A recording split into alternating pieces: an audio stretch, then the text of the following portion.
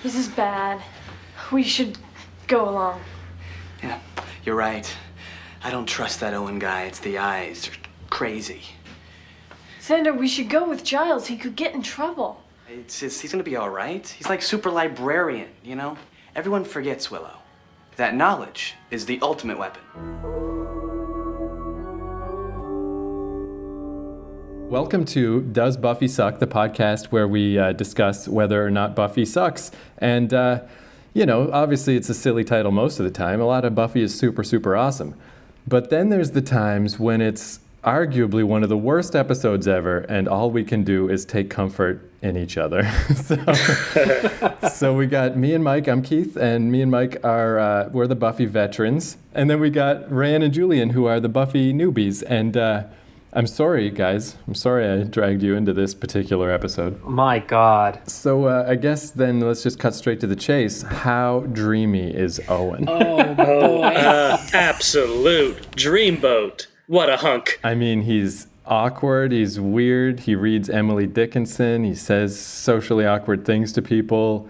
I can't get my eyes off him. He's the greatest. Actually, I did a little research on the actor on Wikipedia, and it turns out that his acting coach was actually a coat rack with a coat on it. And he thought, he only found out after a year of training that was not a human being. No person. No. Yeah, that was an inanimate object. And they recorded this episode of Buffy midway through that process? Yeah. So this is the classic episode, Never Kill a Boy on the First Date, originally aired March 31st, 1997. The top movie and the top song are both the same as they were last week. The classic Jim Carrey film Liar Liar, second week in a row. Nice work, Jim. And top song is Can't Nobody Hold Me Down, Puff Daddy featuring Mace. I was looking up other stuff that I thought, what else can we add to the tally just to set us bring us back to the 90s, let us really feel it. But it's a little tough. I was trying to figure out what was the top TV show that week or whatever, or even that night, but it's really hard to find that stuff. The only other thing I could really find was top album. I don't know what this is. It's The Untouchable by Scarface. That's some shit fucking Owen would listen to. It's bullshit. I don't think so. I think he listens to a box of crackers.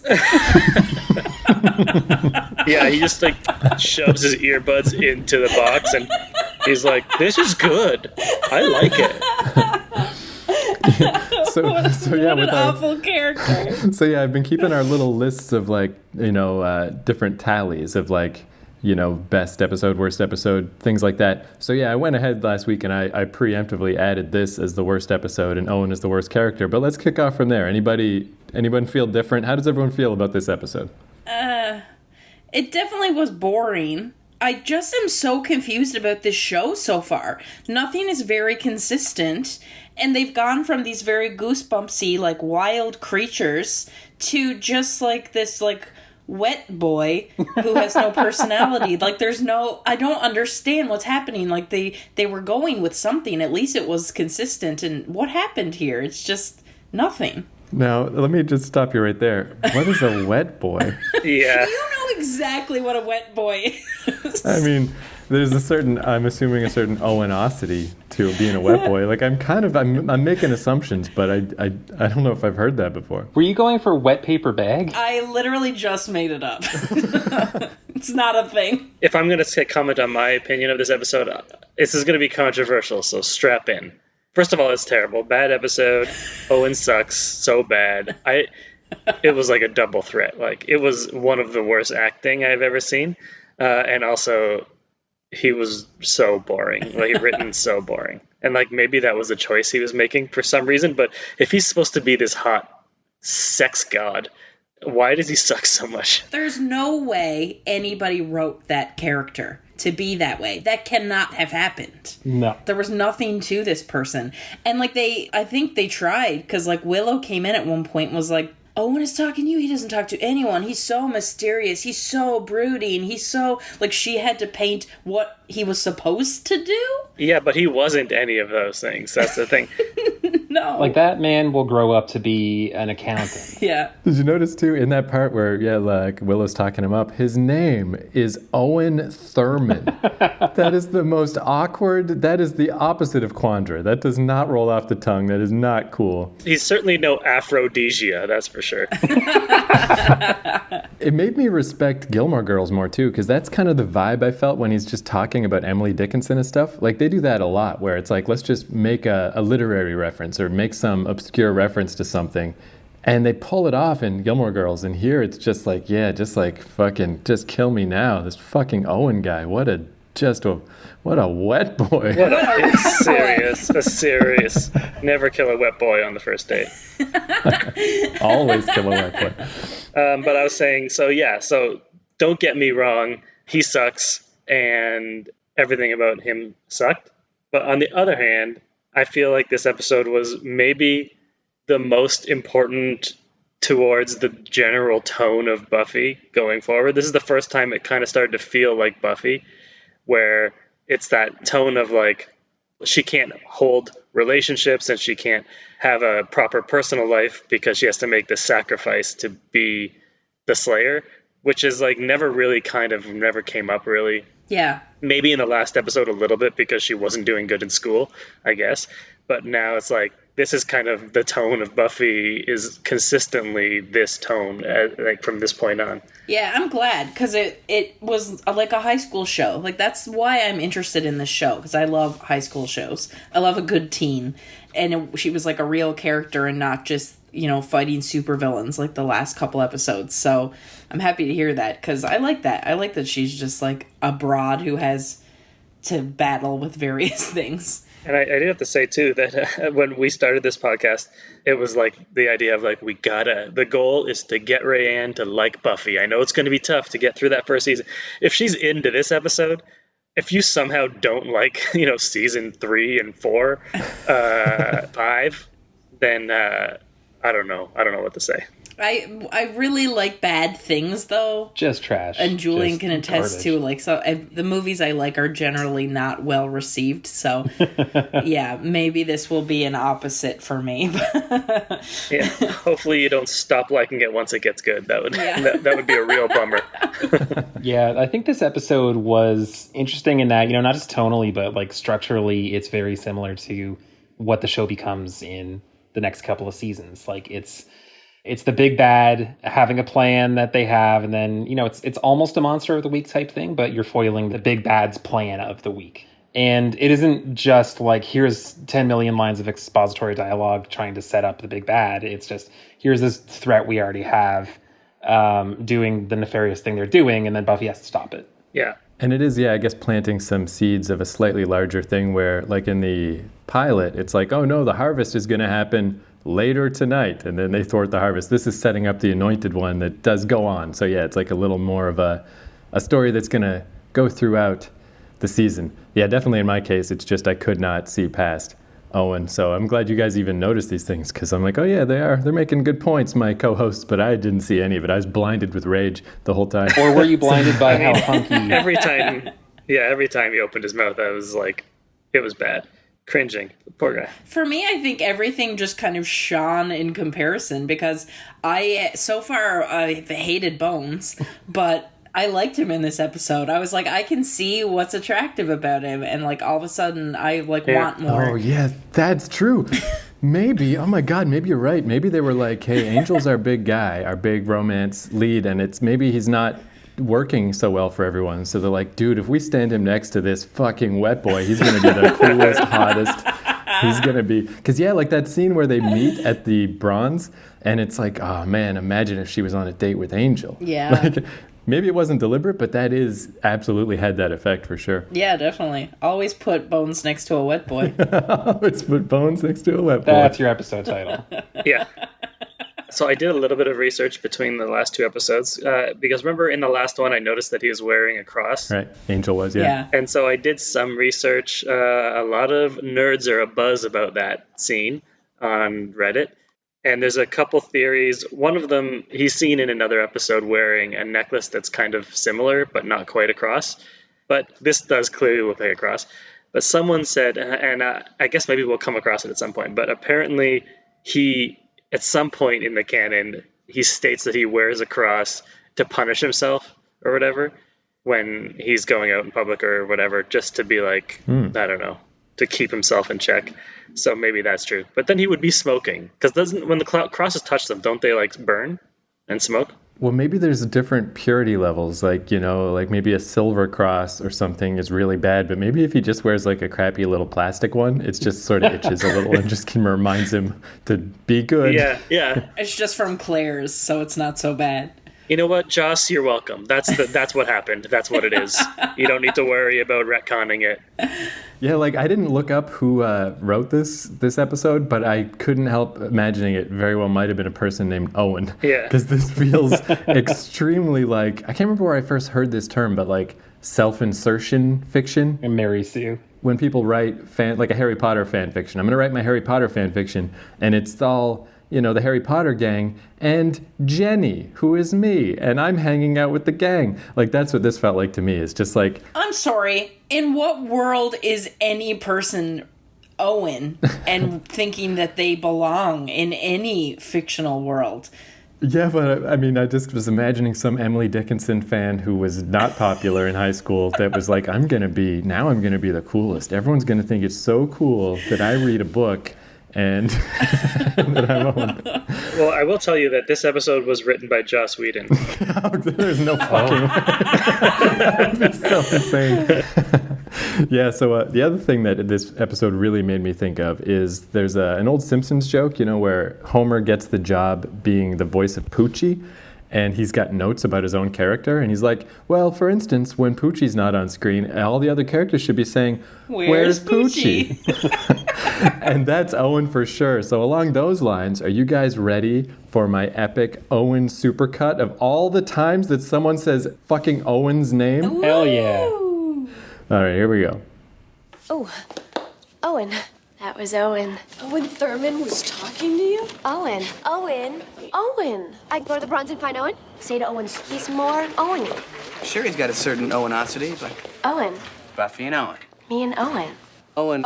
That's Owen. Owen? I don't trust that Owen guy. Owen. Owen and I. Owen. But Owen and I were, well, sort of. Owen and I. Owen, I gotta go. Owen. I just need to get Owen and the others out of harm's way first. Owen? Owen! Buffy, Owen's. Owen. Well, did Owen say anything about me on the way home? Owen. Oh, look, it's Owen. You could make a fucking sandwich in the time it takes to listen to that. That is insane. It just won't stop. Xander refers to a certain Owenosity. What on earth could that be? My band He name? doesn't have anything. I love those two. Like, I put those were all chronological order, except the very last one. I just had to put that one last, where it's just Xander going, oh, good, it's Owen. Just perfect. Fucking Owen.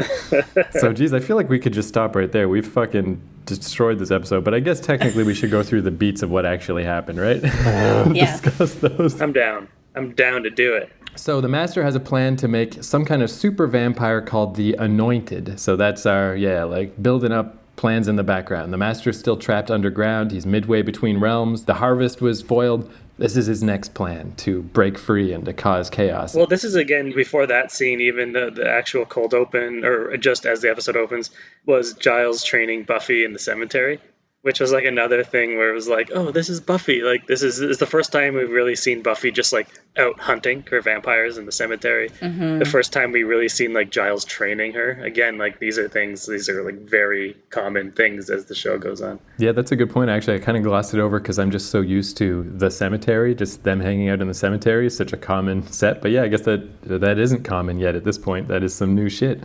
We're introduced to another big blocky weirdo. That's all their dudes are these big blocks of meat named Owen. See earlier in the episode where we discuss him. Everyone loves him like he's fucking king of Chili Town. And but Buffy's upset because she finally gets a date and she wants to go on a date with this guy.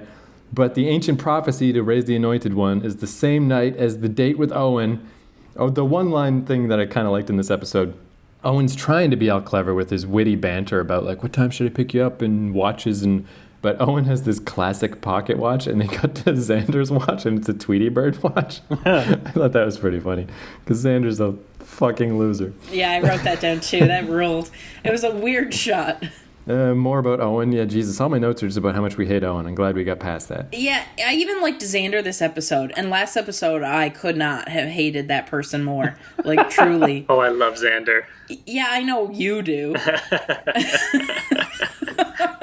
Man, I really burned past this episode fast because I've got like, okay, Owen dances with Cordelia a bit, and it's like slightly awkward between Buffy and Owen. And then Giles goes off to the funeral home to do recon. And if I'm not mistaken, this is just where the whole episode ends, right? It's Giles getting trapped at the funeral home. I'm already there. I gave no fucks about this episode. Oh my God. So I don't know if you guys noticed anything else hyper interesting that happened before then.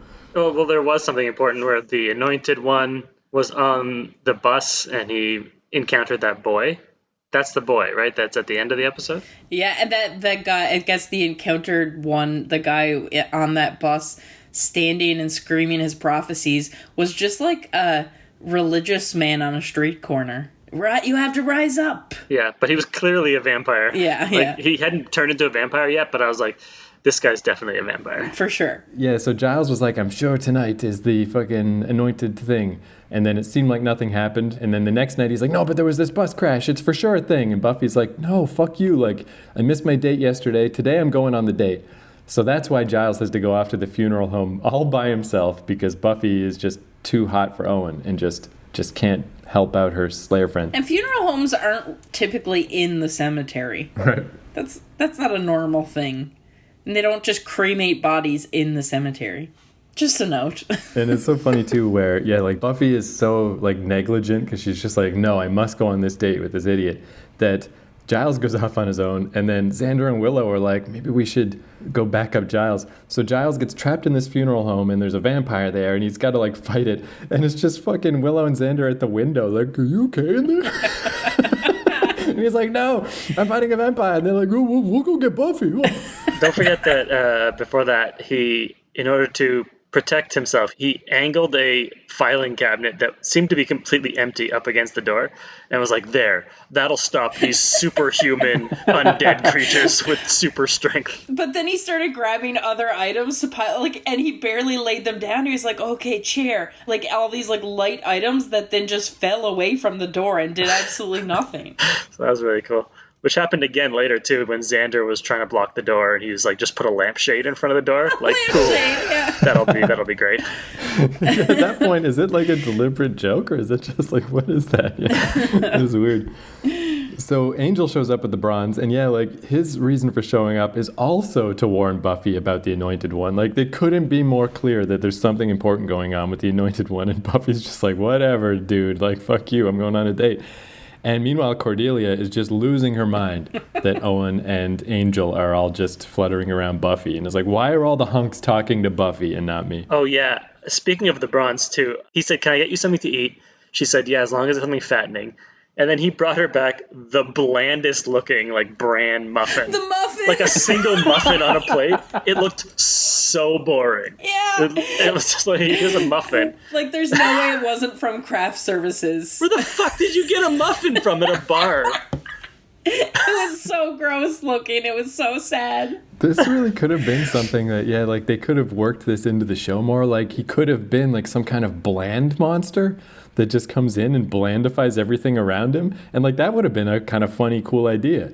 But like Rayanne was saying, like there's no way they meant for him to be like this. It's just this actor is a black hole. He's just a wet boy. Yeah, I was actually kind of half expecting like, oh, he's going to be the Anointed One. He's going to be the reveal at the end. Yeah. Or like, I was expecting him to be a vampire or something. Same. Because it was like, why else? Everything just, felt like there was no point to him.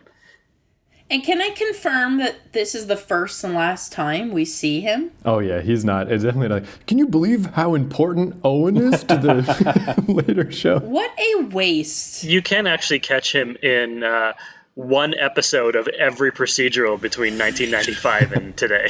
Fantastic. Like a serial killer on one episode of SVU or something like that. Makes sense. So Willow and Xander drag Buffy away from her date with Owen, which is not easy, I might add. And this is where I had everyone should be asking, where's Owen? Because I'm just like, this is insane. And along those lines, Owen tags along. He just can't not be on screen. Like, this is fucking crazy. Well, they were using their code of like, we should go check out the cemetery.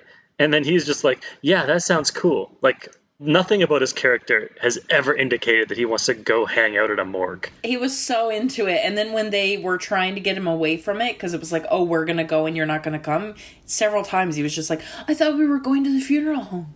Like, he was like, this is it. Well, that's too, yeah, with like, just because of the insane magnetic pull of Owen and how he just can't not be in a scene and he can't not be involved even though he's no one. And this is not Owen the Vampire Slayer.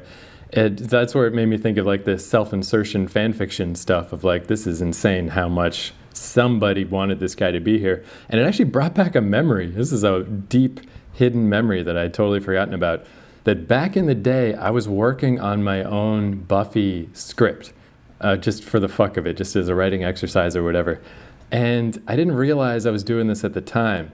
But when I think back to it, it was like a Willow episode, and Willow meets this dude who turns out to be a vampire. But the whole episode is about this guy hanging out with Willow. And in hindsight, I'm like, I was clearly intending for me to be that character. Yeah. So I could be on Buffy and go on a date with Willow. Yeah. Like, it's so obvious in hindsight. And that's what this Owen guy really feels like. It's like somebody was just like, I don't know why, but they're like, this man is the coolest and he needs to be in everything. I like that you said Owen the Vampire Slayer, because I literally wrote, hell yes, Giles the Vampire Slayer, Yeah. because he was there doing it by himself for a while. Here's my notes, yeah, just, so Owen they go to the funeral home, Owen meets a vampire, and I hope he dies. Jesse died, Miss French died, Amy's mom's functionally dead, why can't Owen die? Instead, Owen just gets a concussion and then says, he tried to bite me, what a sissy. Yeah. Oh, yeah, I was going to bring that up. That's the line. Like, I've started putting lines from the show at the end of the episodes, and that's what I'm going to put for the end of this one. Because, yeah, it's just like, again, just what a weird 90s thing to say. Yeah, I wrote that in my notes as well. It jumped out at me too. So the vampire gets killed by sliding into the burning cremation oven. And I'm like, are those just going all night? Did they just leave those on? That's what I said. I'm like, there's also, I don't know, is that what it looks like? It's just like a fire that you can just open and shove things into? I don't think so. I don't think that's how that happens. Do you think they don't even have a microwave there? They just pop their Hot Pocket in there for a second? They use it like a pizza oven and just have a thin wooden paddle. Yeah, and it's probably got just that. It's like this. Imagine if that is the most tasty pizza because it has that vague just aroma of dead people. But you can never tell anyone that this is the best way to make pizza because, like, that's not going to fly in the outside world. So it's the secret that only the cremators know. The forbidden pizza. Yeah. Yeah, the most delicious. It's just got that little tang. If that was a real thing, would any of you try it? Oh, fuck yeah, I'd do all that shit. Like, people are always like, oh, I can't believe they eat, like, cats and horses and stuff. I would eat it all. I'd eat all the stuff. I'd eat a person. Like, if I don't know how that would come up, but I would love to know what it tastes like. Yeah, I asked Julian that, like, a month ago. I don't know why. Oh, we were about to eat a person. Okay. Yeah. Right, I forgot. So, yeah, I don't know. They fucking killed a vampire and whatever and fucking... and then Owen wants to keep hanging out with Buffy because he likes the danger, which this does kind of make sense. Like, he knows deep down he is just a fucking supernova of blandness. So he's like, whoa, I finally was exciting and an exciting thing happened in my life. So he's like, but just stupid shit. He's like, yeah, well, this is where he's just such an idiot. Where Buffy's like, oh, so you only like me for the danger. And he goes, yeah. Like, maybe we can go downtown and get in a bar fight. Like, it's just like, have some couth, Owen. You're just, even your brain is a big, wet, massive, just fucking flower. You're an idiot. He has a smooth brain. Yeah, just a wet boy. Okay. So Julian sent me a link to Urban Dictionary definition of wet boy. Can you guys all try to guess what it is? I cannot wait. But were we on the wrong track? Like, what we've been saying so far is not a wet boy? No. Well, I guess there's like wet works and wet ops. What does that mean? Isn't that like where you go on a CIA mission, but you're allowed to kill people? So maybe a wet boy is a murdering man? I mean, I don't even want Mike to guess because, yes, a wet boy is a hitman or a professional assassin. And then would you like me to work it into the sentence they've provided? Oh, absolutely. Yes.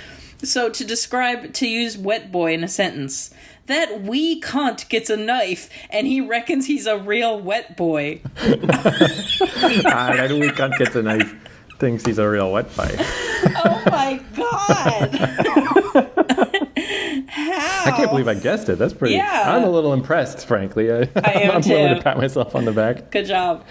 But thankfully, thank fucking Christ, Buffy finally sees that Owen is a big fucking pile of shit, and she's like, no, I don't want to date. Because initially she's a little excited, and I'm like, I'm sure Owen doesn't come back, but what if he did? What if he's in more episodes? But she's like, oh, you only like me for the danger of my Slayer life. No, get out of here, Owen. And how wouldn't he be? They go to high school together. He's just he didn't die, so he's around. In my own headcanon, he just got killed by a vampire. Because, yeah, that makes sense. Maybe he's still chasing the dragon. He wants to feel the excitement. He probably went back to the cemetery and just got eaten. They did not turn him into a vampire. They're like, no, you just get to die. In my mind, immediately after that scene where he was talking to Buffy, he just kind of confusingly walked into traffic.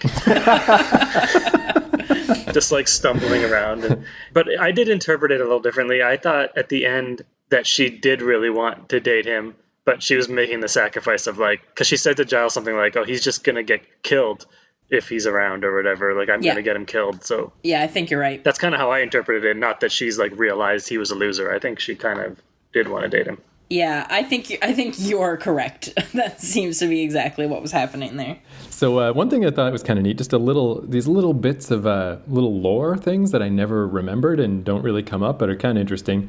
Giles is, giving Buffy a little pep talk about like, hey, I know it's tough to have to do all your duties and not just live a normal life. He's recounting how being a watcher, was tough. He didn't want to be a watcher. He wanted to go off and do other stuff and be a fighter pilot and stuff.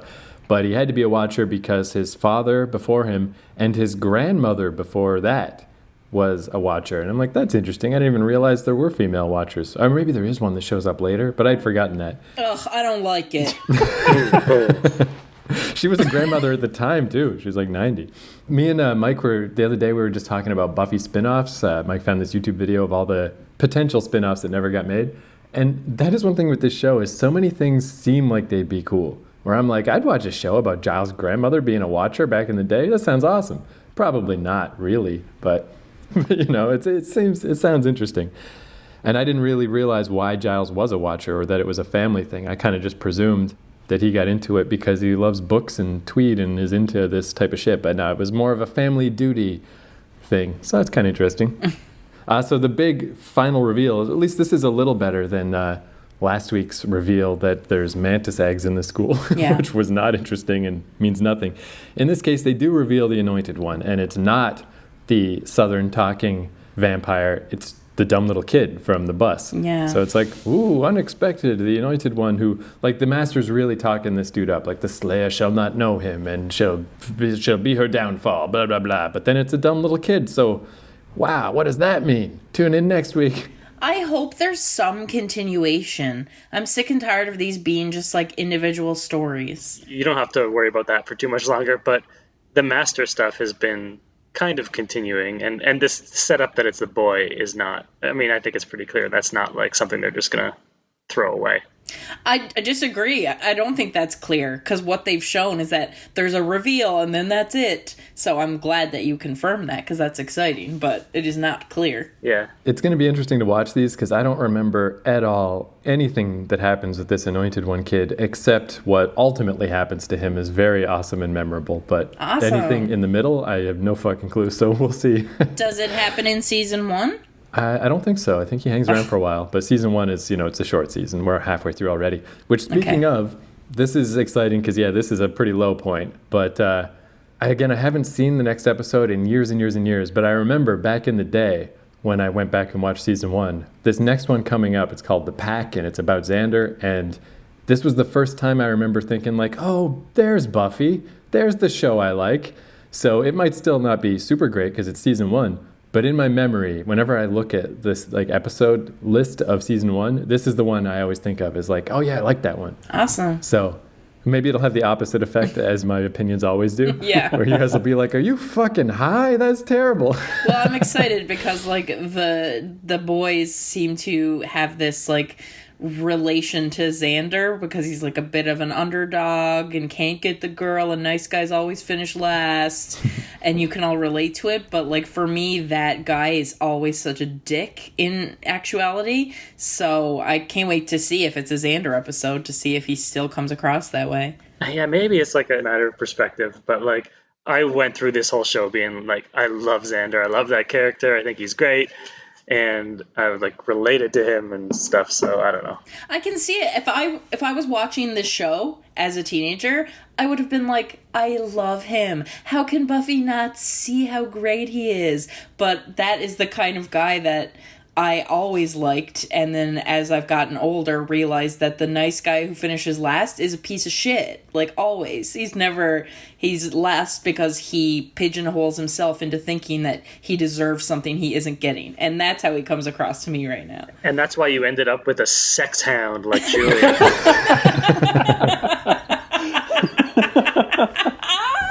It is true though, because just Googling around about something else, I did find like a pretty well-read article, like pretty high up on the Google results about why Xander is the worst character in the show. And it is all that stuff you were saying, Ryan, because like It is true. Like he is that guy technically, but I do feel like it's kind of, being a little reductive. Like he's really just the funny guy. He's the comic relief in the show.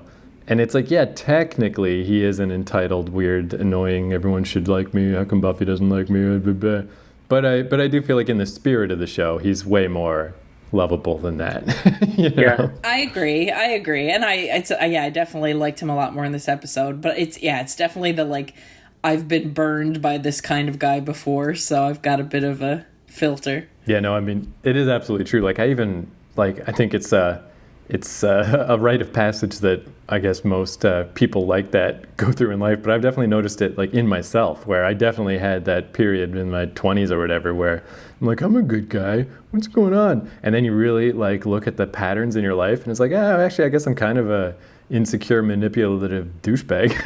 Yeah. The important thing is to recognize it at some point. And Xander's still a very young man, Totally. so I don't know, I give him a bit of a pass. Totally. But yeah, I love Xander episodes in general. I can like some of my very favorite episodes are Xander episodes. So this one that's coming up, it might be the lamest Xander episode because it's season 1, but it's a Xander episode. They're just a good time. So yeah, like I really feel like the ship's turning around. We made it through the storm. I really don't think it's going to get this bad, maybe ever again. Wow. So we did it. And it wasn't that bad. It was just 3 stupid episodes that sucked. Yeah, you really made me think it was going to be the worst television I'd seen in my life, so I'm here for it. Yeah, I guess I do feel like this is one of the worst episodes of television I've ever seen in my life. But again, it's only because of Owen. Owen is just dragging everything down. Nice. So I thought I'd just do some quick little admin, just about as I've been putting out these shows, just kind of editing them and stuff. That fan comments are kind of weird. Like in none of my podcasts have I ever solicited fan feedback really. So I'm like, let's try it for the Buffy show. And we did do one of our earlier episodes. We had some little fan comments, but then when I was editing it, I just kind of cut it out because we've been getting like a pretty good amount of feedback and it's all really nice, but it's just really weird to read those of just like, look how great we are. People think we're funny. And like, it's just awkward to read those on the show. So I was thinking maybe in the future, like if we get comments about like interesting trivia or something we didn't know about the episode or something like that, I'll read those out on the show. But the other ones just like, obviously keep leaving them. We love hearing that people like the show. But yeah, I probably won't read them on the show because it just feels self-serving and weird.